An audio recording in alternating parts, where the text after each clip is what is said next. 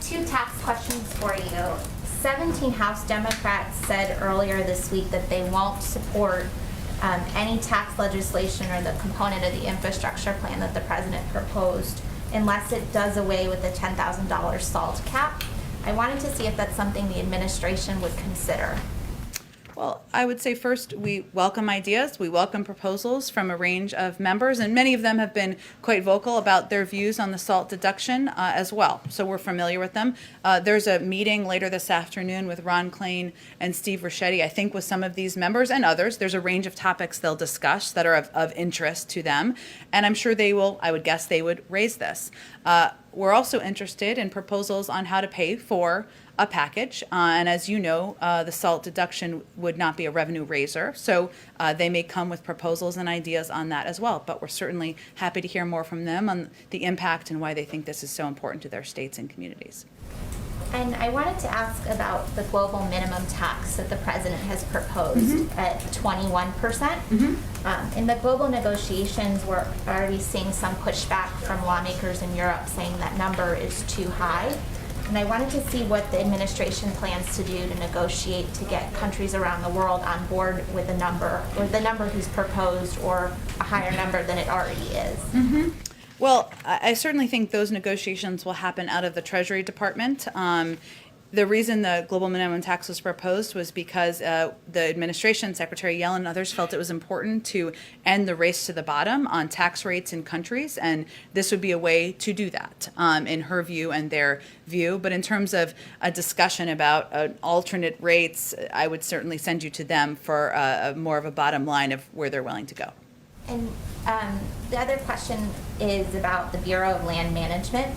We have reporting that President Biden is considering Tracy Stone Manning, a senior advisor for conservation policy at the National Wildlife Federation, to lead the Bureau.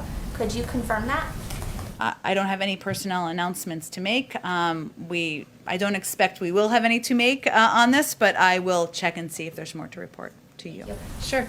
Hi, Isaac. Hi. So just to follow up a little bit more on the Vice President's meeting about the Northern Triangle, can you just help us figure out how that fits in the sequencing of the role that she is playing, what the purpose of today's meeting was, and then sort of what the next steps forward from it would be Sure. coming out of it?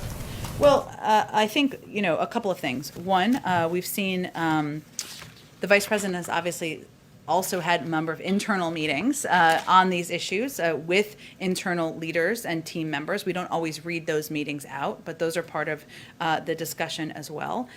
Certainly, she also spoke directly with the presidents of Mexico and Guatemala recently, and I believe we read out those calls, and we made an announcement about steps we were taking, or steps these countries were taking through discussions with us to increase staffing and personnel and monitoring at the borders to reduce the number of migrants who are coming to our border. So in terms of the sequencing, part of the sequencing is internal discussions with experts, whether that is the Secretary of Homeland Security, the Secretary of Health and Human Services, others who are working at the NSC to determine what the right path forward is with the Northern Triangle. She leads a number of those conversations, gets feedback from our special envoy, Ricardo Zuniga, and others who have been working on these issues for some time.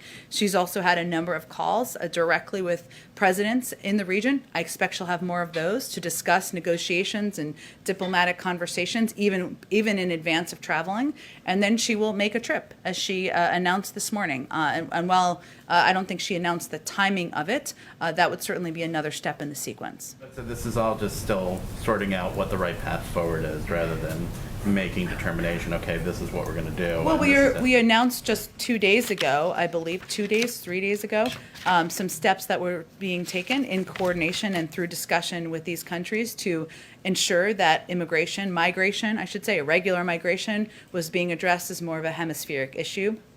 And that meant, working with these countries to put in place measures to discourage migration. That's a step. But it will be discussions internally, policy decisions, that's typically how it works, calls with these leaders, announcements about progress made. It will be ongoing. I wouldn't expect it will be a process and nothing happens till the end. This is an ongoing process, and we'll make announcements. I'm sure she will as the developments are concluded. Has the president given her